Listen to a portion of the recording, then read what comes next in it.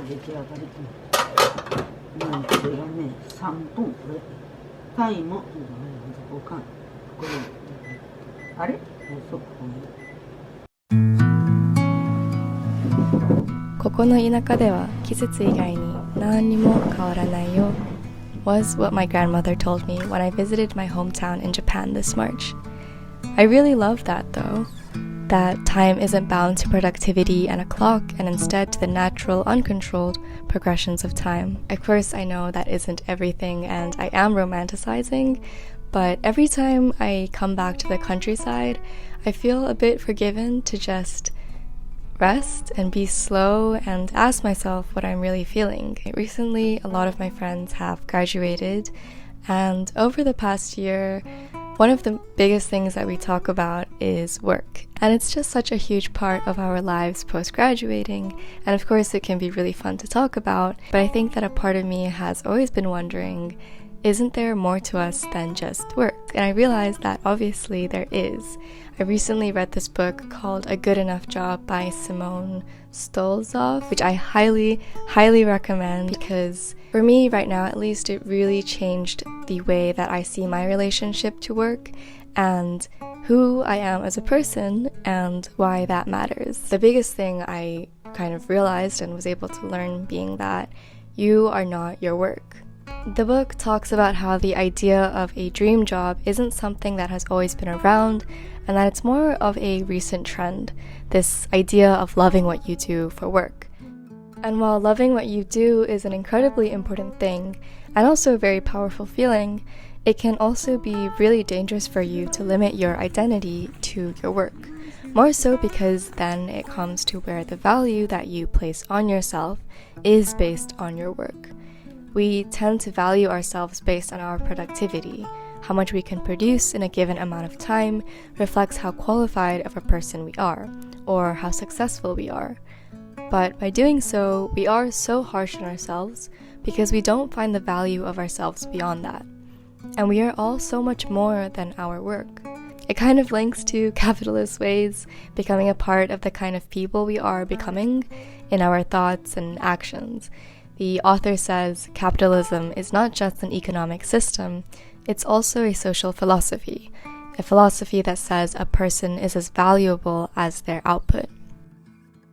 And I do think recently we've become quite conformed to believe that work, this one very major thing in our lives, constitutes who we are as people or individuals. It's one of the first things that people ask when meeting someone new. What do you do, and not who are you, which of course is a very weird first question to ask, and to really get to know someone takes time. But we're all so fixated on what we do and where that doing is related to our work.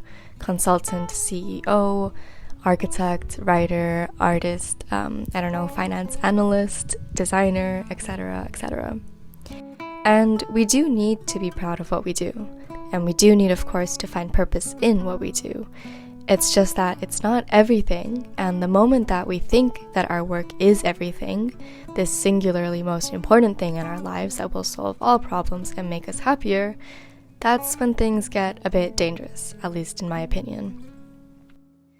And there's also the fact that no matter maybe how much you love your work, and I hope you or I will love our work so that we're not just aimlessly spending hours, work is work. And that work will, no matter how much you love it, still always have some economic relationship to you. It is what gives you the financial means to continue living a lifestyle that is suited for you, to pay for needs and wants, and to help you enjoy the other parts of life that also create your identity. In some ironic ways, work gives you, and should give you, time. That is, if you can separate and acknowledge that you have multiple identities that all need to be nurtured. In the book, the author says, the modern ideology of workism asks two distinct pursuits, money and inner fulfillment, to coalesce. These pursuits are not aligned, and yet we increasingly look to our jobs to satisfy both. The truth is that we are many things, and those many things, whether it be that you are a best friend to someone, a significant other, a parent, a fan of movies, someone who loves to take walks, someone who likes to draw, and you don't need to be, amazing at it, and being amazing at it doesn't mean that therefore it has to become your job. These are all parts of your identity that also need to be given the time to grow. And meaning is not something that is bestowed upon us. It's something we create.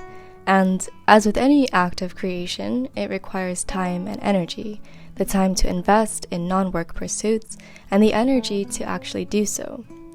I think I find this so important to acknowledge the fact that you aren't just your work, and that we all need this non-productive time unlinked to monetary gains to think and rest and to really figure out who we are and what matters, because I experienced it last semester when I took a gap semester.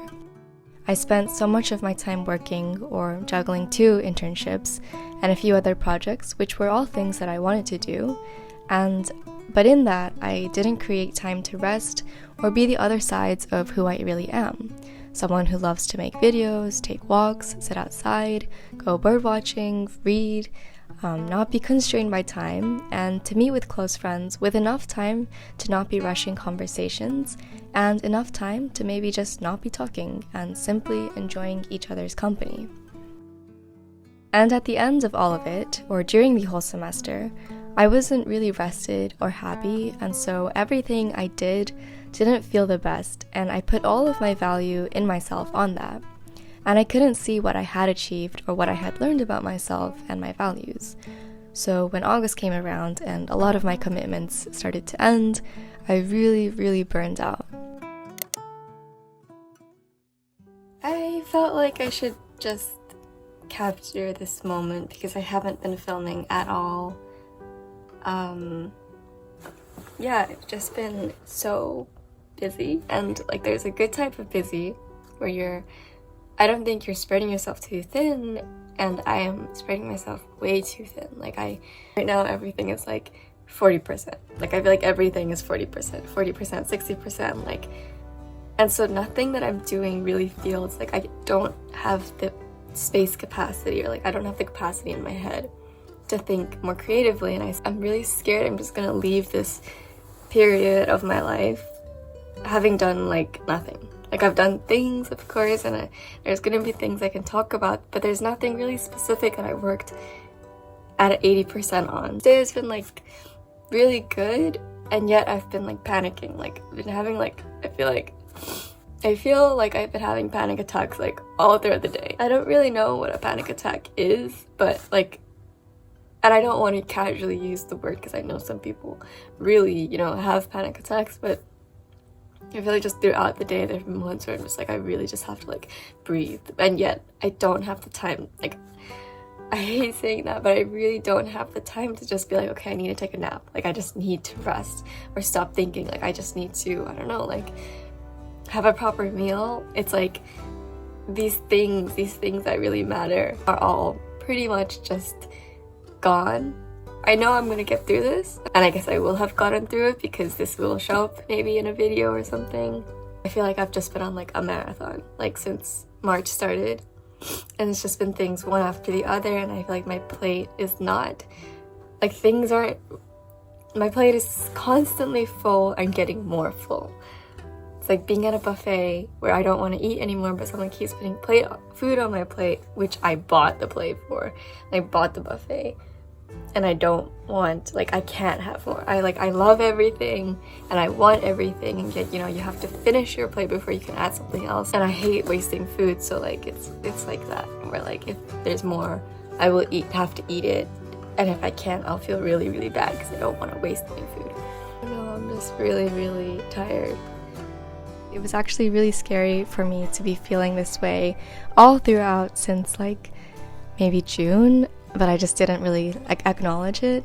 And then in August, when everything just ended and I completely burnt out, it was also really scary because I was crying a lot.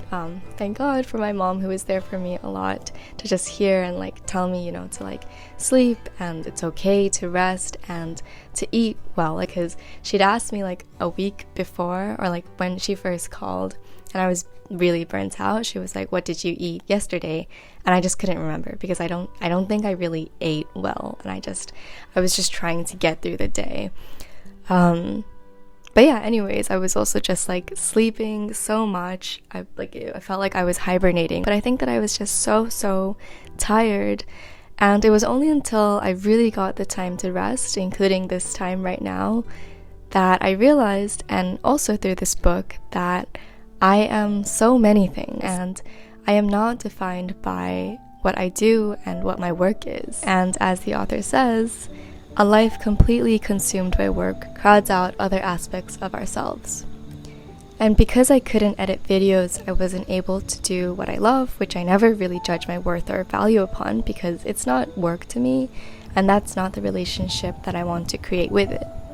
But in the busyness of things, not being able to see what really is going on around you, you miss out on appreciating a lot of the things that happen.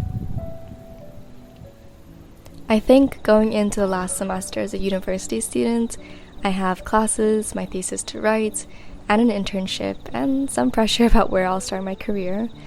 And while I know that I'm going to get busy and probably be stressed at some points, I'm going to make sure that, unlike my gap semester, I give myself the time to just be, and to let myself approach my work knowing that I can draw a line. Work is something we are always going to be talking about or thinking about, but for me, I want to know what is good enough.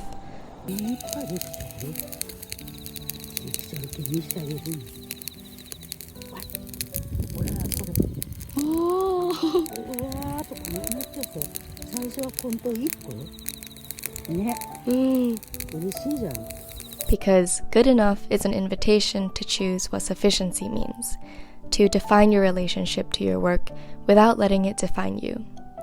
And of course, work is important. Whatever you do matters. It matters especially if it aligns with your values, since you are spending so much time with it. And I can't speak for everyone, especially where the lines of work and what you love to do becomes very blurred. But for my relationship to work, it is really humbling or forgiving to know that it's not everything. It is only a part of you and your life, and it can't fulfill everything, and it does not define who you are, nor does it tell you how much value you have as a person. You are enough just as you are, and you will continue to grow and become more of an incredible person as you move forward, just as you are.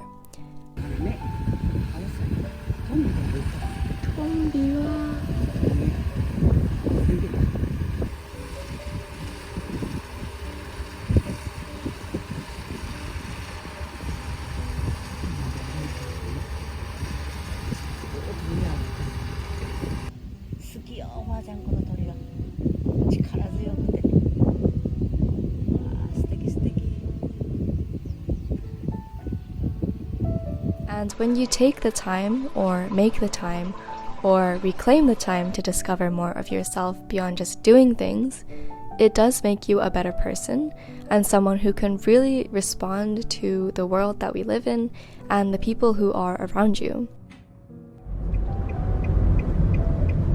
おばあちゃんは若い人に対して一番大事にした方がいいこととか、若い人に対してアドバイスとかって。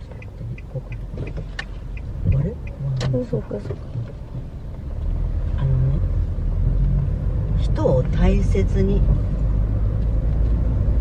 ね、人をまず大切に思いやりを持って言葉も行動もしましょうってことに、それだけ。そしたら間違いはない。人を大切に思いやりを持ってってことは決して嘘も言わないし、自慢もしないし、自分を表に出そうとしない、そういうことは全部含まれてる、思いやりの心を持ってね、相手の立場もあるわね、相手の立場になって考えてみたときに、ああそうかって思うこともあるわね。ただね、相手がどんなきついことを言っても許せる。ほっと自分が身を引くっちゅうんか黙るっちゅうんかね、話を聞いてあげるうちに相手もだんだん怒りが収まってくる。